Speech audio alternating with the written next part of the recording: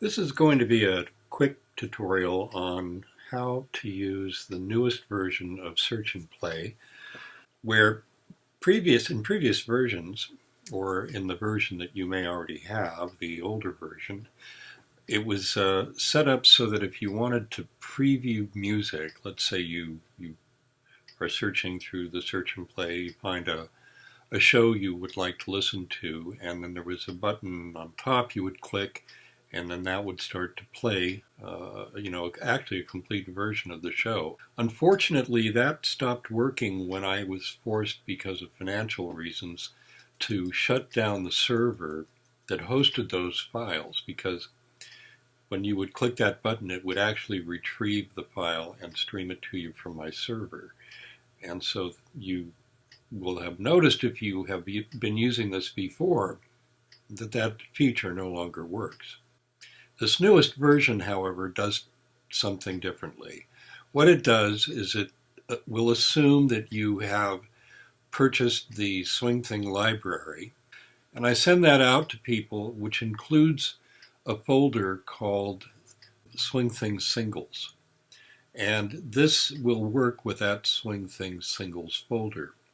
So what I want to show you is what happens if you don't have that folder configured in the Search and Play app, and then how to configure it for Search and Play. So we're starting with a brand new copy here of Search and Play. It hasn't been used. So I'm going to just click here. And right now, if I click on a show like that Johnny Desmond show, you just get this message. And it's telling you, go to Help Settings. So Help is this black button over here on the left, and Settings is right over here.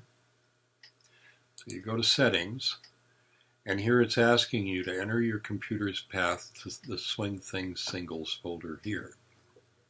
So you can do that either by copying and pasting it if your system allows you to do that.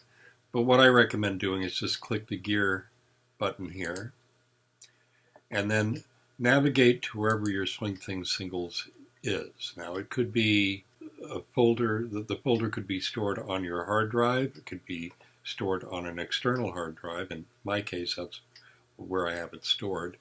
Or it could even be in the directly on the drive that you received the show from. So let's say that we use that one. So you can see it here on the left. It's just called SwingThing.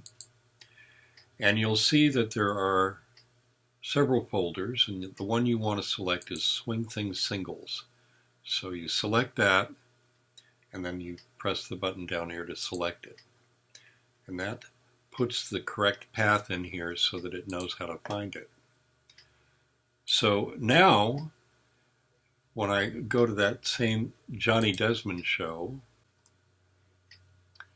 all right, and now if I click on that, you'll see that I get a player right away. So now I can listen to any of these shows. Our special guest is Johnny Desmond. So that's how you do it.